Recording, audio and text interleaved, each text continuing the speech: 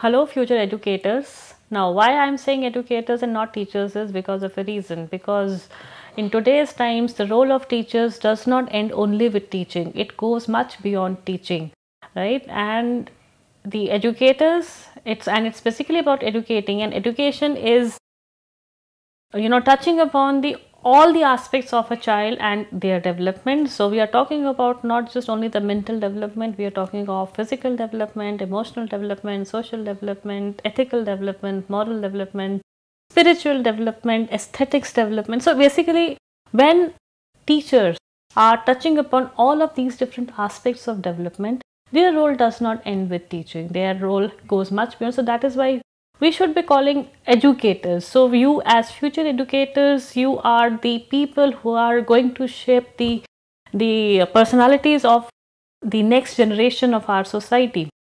And the topic for today's discussion is counseling of children for coping with stress. Now, when we look at the word counseling, counseling seems to be a very disturbing word. It seems to be a very something to be afraid of, because normal people don't go to counselors. This is a perception which everybody has. Now, those times they have gone. Counseling these days is looked at as something which is basically a helping process, and teachers at different points of time, all teachers, if you talk to any teacher or educator, they'll tell you teachers or educators at different points of time have to get into counseling. They are counselors.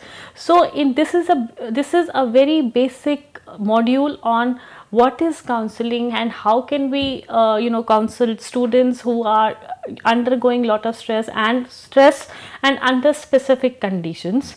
So counseling, as teachers, how can you do your counseling? We will not be talking of counseling as a technical or process which the professionals do, but yes, how you as teachers or as educators, how can you help your students coping up with different difficulties which they might be facing in their lives. Now, if you talk of counseling, what is counseling? Is it number of, you can say, misconceptions about the term counseling? Is it advice giving? I would say no. Is it giving career information? No, not entirely. Is it solving others' problems? Generally, this is the connotation which generally people have. Counseling is like solving others' problems. So, I may or may not be able to solve my own problems, but I am there to, as a counselor, to solve other people's problems. So again, the answer would be no, it's not solving others' problems. Is it the same as guidance? Because guidance and counseling is many a times, even in your own curriculum also, you will find a paper guidance and counseling. Is this one and the same? Again, the answer is no. So you will be discussing about what is the difference between guidance and counseling in your respective papers. At this particular point of time, let us be focused only with the concept of counseling. Can it be done by anyone in our society? If you say I have this problem, people will come up with 10 suggestions. So is it something like that? Okay, anybody can suggest or can give advice to anybody. Is it advice giving? No. Is it meant for people with serious emotional or mental problems? Again, the answer would be no. Again, this is a connotation which generally people have. Counseling is basically, or anybody who goes to a counselor has to be mentally sick or has to be, not sane. So it's meant for people who are not, they have serious mental problems or illnesses. So it's again, the answer is no. So counseling is not any of these things. So counseling is a scientific process of helping an individual understand himself or herself better in relation to his or her environment, with the aim that they become self-directed, self-dependent and self-sufficient, so that they are able to lead a more meaningful life. Counseling is not about giving advice. It's not about helping others. It's, yes, definitely helping others. It's not about solving others' problems. It's basically helping an individual recognize or understand himself or herself in a much better manner, and keeping in mind the various options. It's basically about empowering the individual. It's basically about let the individual enable himself or herself so much that he or she is able to take much informed decisions. The objective of counseling is basically to enable and empower individuals. Now, if you talk of education, education is also basically an enabling process. So when we are talking of education, education is basically bringing about an all-round development of individuals. So Like I already discussed, ki all round, when we are talking of all round development, we are talking of mental, physical, emotional, social, emotional, etc., etc. So again, if education is an enabling process, counseling is another, is also an enabling process. It's basically to empower individuals so that they are in better control of their lives and they are able to lead their lives in a much better manner. So it's a professional activity or a process, and it has three different focuses. The number one focus, or I shouldn't be saying, the most important focus is the remedial aspects, and most of the people identify counseling only with the remedial aspect. Now, what does remedial aspect cover? It's basically if a problem comes, then what is the remedy? I mean, what you can say, the what steps need to be taken, what counseling needs to be provided, what interventions, what treatment needs to be given. So in case of a problem, what needs to be done, that is the remedial aspect. Another aspect is the preventive aspect. Preventive aspect basically means what to do so that problems don't arise in the first place at all.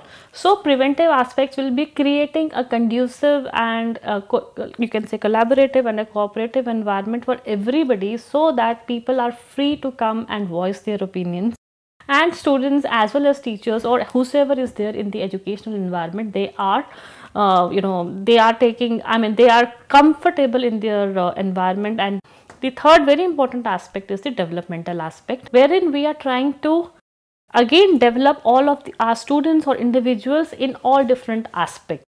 So if the development is happening on all the different aspects of the personality of individuals, the hypothesis or the probability of any problem arising becomes very low. So it's counseling is not only about if a problem comes then we go to a counselor. No, it's basically, it's about preventive measures also, it's about developmental aspects also. And now these days every school is supposed to be having a counselor and a special educator. So counselor, it's not that the counselor has to just sit in his or her room and wait for the students or the teachers coming and telling, okay, now the problem has come and now this is your role. No, it's basically about say teachers are there to facilitate the process, all right, but on a regular basis, what activities or programs should be carried on in the school so that the problems don't arise in the first place at all, and how the students, teachers, they can develop themselves and bring out their latent potentialities and bring out their whatever potentials they have to the fore.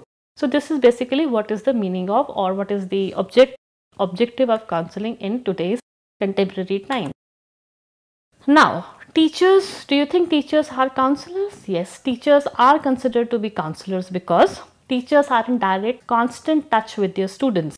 Many a time it happens, especially with younger children, what happens is, it is first of all the teachers who report there is some problem or difficulty with the students. Many a times even the parents don't get to know if there is a problem with the student or not. Many of the issues like difficulties in seeing or sight problems, or difficulty in say hearing problems, or difficulty some other kind of problems like say learning disabilities, all of these problems are basically first of all detected by teachers itself. Even the parents don't get to know that their children are having any of these problems. So since the teachers are in constant touch with the students, the teachers should understand and recognize and realize their role as counselors, and the teachers should know what is to be done in case they come across some such student. Many a times it is, yes, I already discussed this point. Many times the students communicate things about themselves either advertently or inadvertently. So many a times the students may say, ma'am, I cannot make out what you are saying when you, turn on the other side. I am not able to see your face, or I am not able to see your lip movements, things like that. Now, if a student is trying to say some such thing, that means the student may have, I am not saying will have, may have some problem with respect to, hearing. If the other students are able to hear, and if this one student is not able to, well, these are some things which communicate directly or indirectly about any problem which the students are facing. It is imperative on the part of the teachers to be oriented towards the basics of counseling. So that is why, since they are interacting with the students on a day in and day out basis, on an everyday basis, they are the most instrumental people. Educators are the most instrumental people in diagnosing and taking remedial actions and also promoting developmental aspects to the students so that they turn out to be complete beings. Education is an enabling process and so is counseling. So both of these go hand in hand. And day in and day out basis, students will come with their problems, but teachers are generally able to tell them, or they are able to ask questions and then try to do things which tell them ki, okay, this is how you should be proceeding about it. So yes, teachers or educators are very important. Their role is very important as counselors. Now there are certain basic fundamental qualities which are recognized for counselors. Now teachers as counselors should also be understanding these very important qualities, that is empathetic understanding. That means we should not be jumping to conclusions. Say a student has stolen something, right? So we label this student as a thief. No. So this is, first of all, separating the student or the student from the negative behavior. And empathy is different from sympathy. Empathy is basically trying to put yourself in the shoes of the other person and trying to understand what made this person do or commit such a action. So empathetic understanding is basically trying to understand, trying to go into the psyche of the students or psyche of the persons to understand what causes or what does not cause these actions. So that promotes rapport and relationship.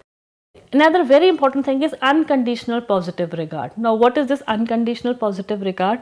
That is, we as teachers or educators, we have to separate the person from the action. That means we will work under the assumption that each and every person is a positive person. Each and every person has, is a good person, and it is the actions which are negative. So actions may or may be negative, but it is not an integral aspect of the person.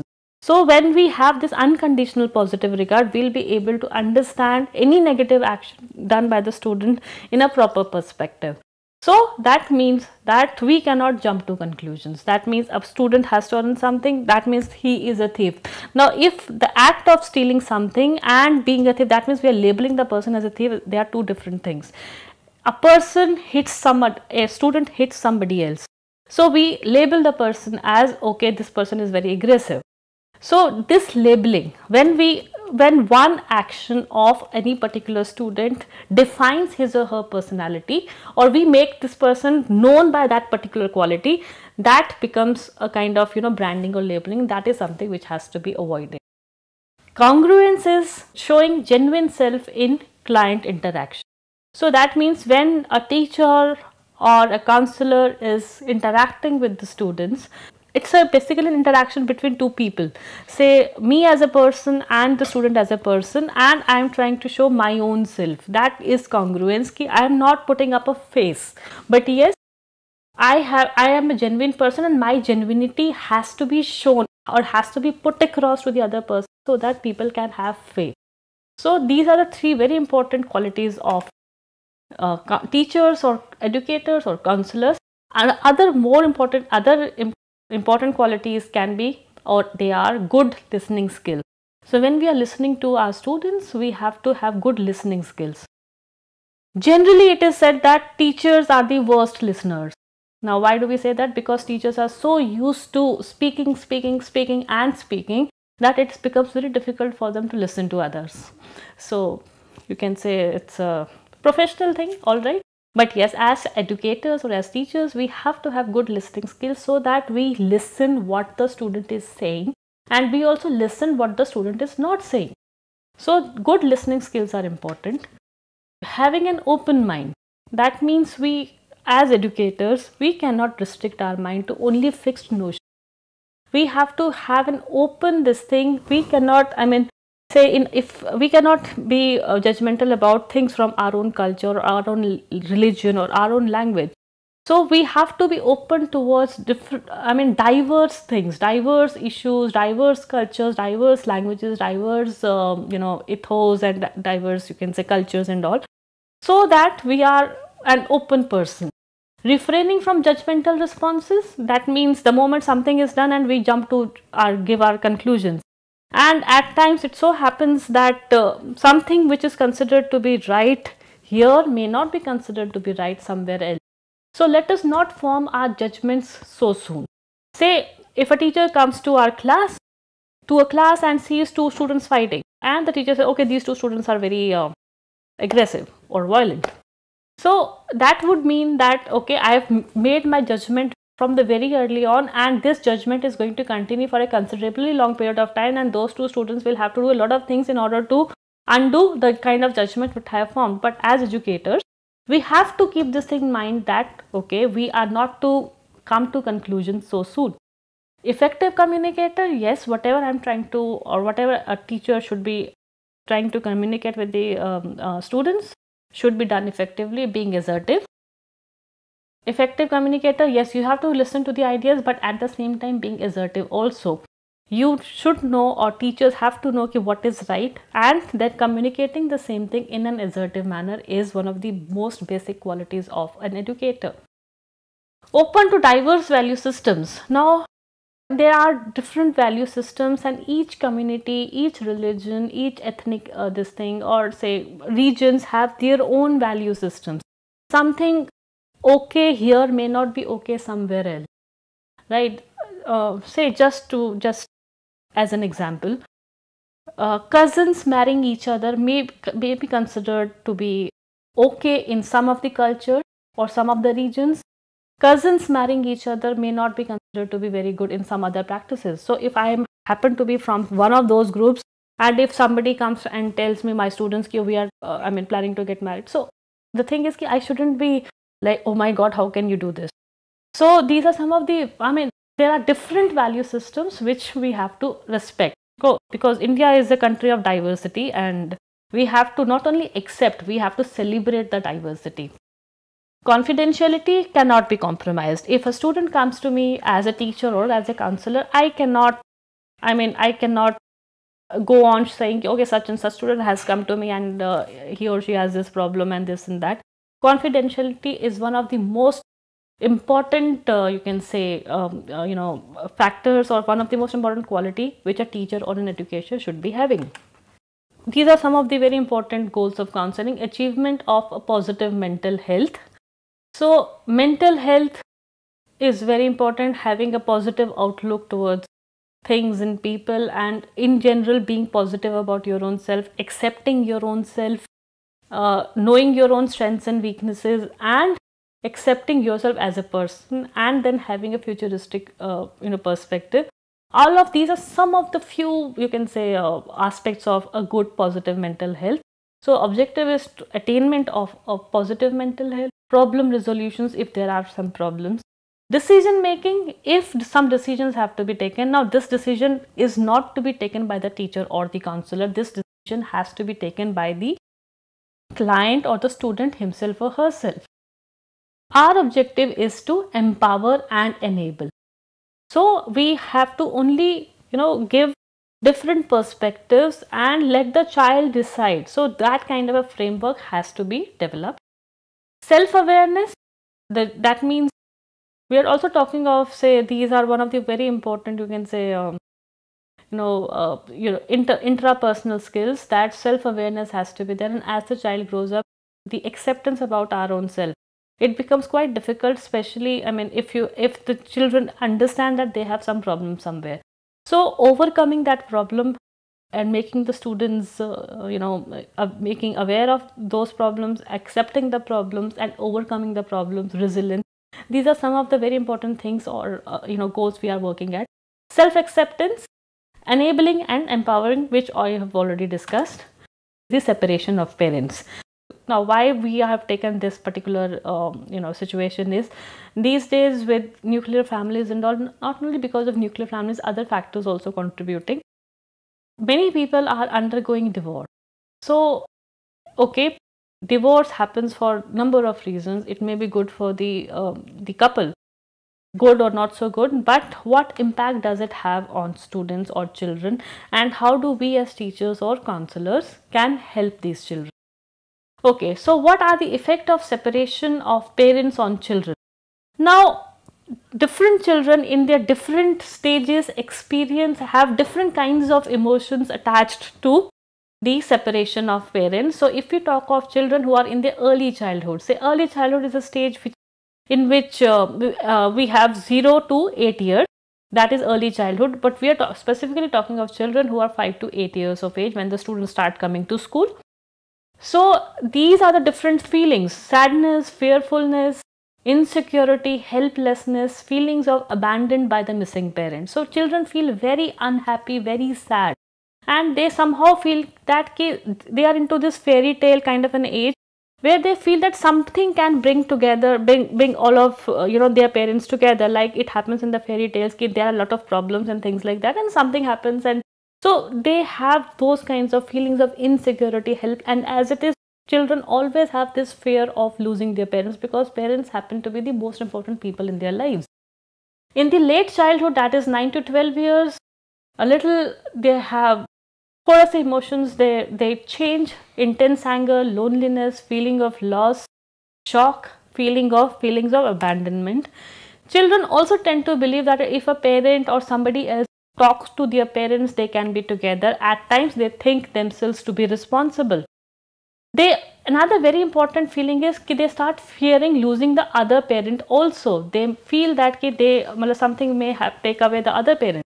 They may compare themselves with others, make feelings of inadequacy, something lacking, incompleteness, especially because, say, when they go to school, teachers will give them some assignment which require both the parents to be together. We as teachers almost take both the parents for granted, that both the parents will be there for every child. But this is something which we really need to think about.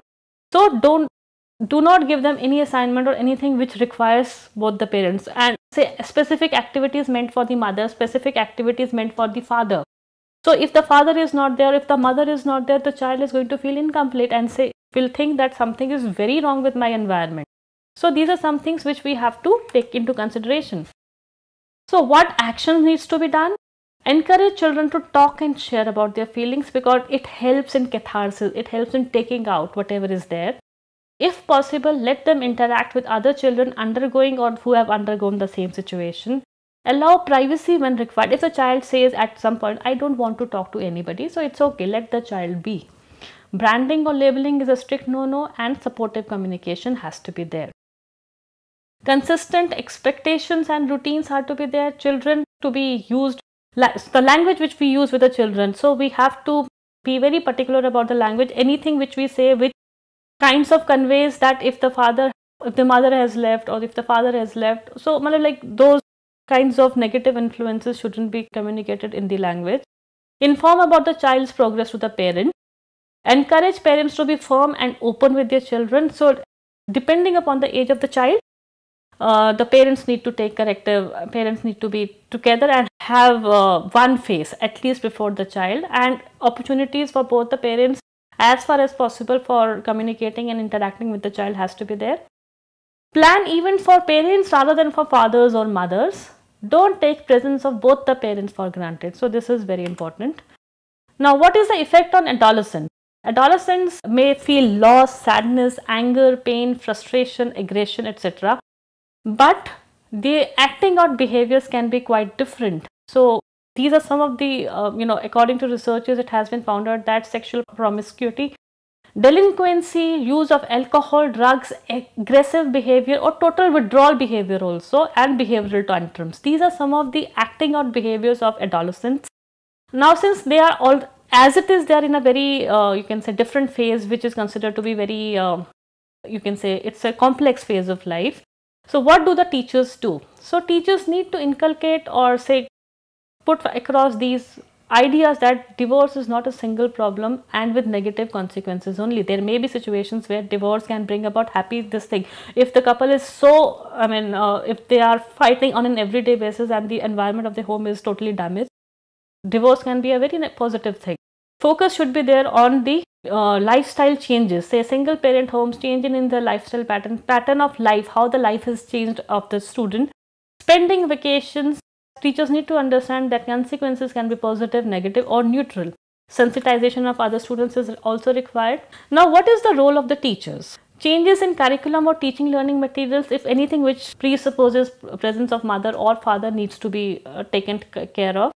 Changes in vocabulary has to be there, the way we speak with the students. Encourage them to talk about their feelings, catharsis, help them to accept it as a way of life, and involve as much as possible in group discussions, collaborative activities, group activities, because this is a stage where, especially adolescents, where peer you can say influences play a lot of role. So let the adolescent children get along with other children, which creates a lot of happiness or feelings, positive feelings among students. Now these are some of the issues which are there, which the schools and the parents have, not parents, the teachers, educators have to be specifically very particular about. The custody rights of the child.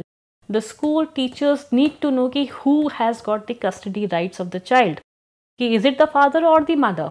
And then how much is it possible for the other parent to be collecting the child from the school or no?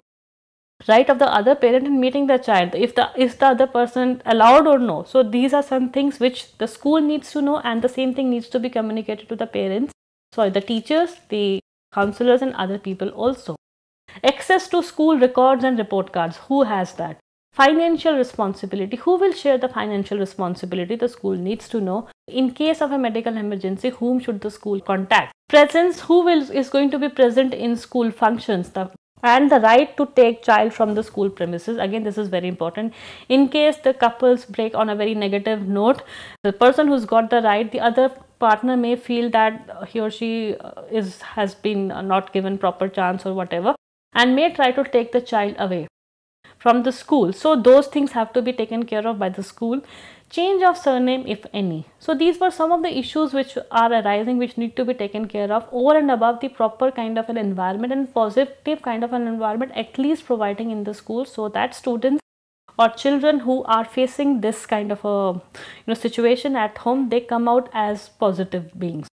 So in this particular session, we discussed about what are the basics of counseling, the counseling as a concept, what is the role of the teachers as counselors, the goal of counseling, and we discussed about how separation of parents, say divorce issue, affects children and adolescents at different stages, and how we can as teachers, educators or counselors help the children in accepting the reality and overcoming that.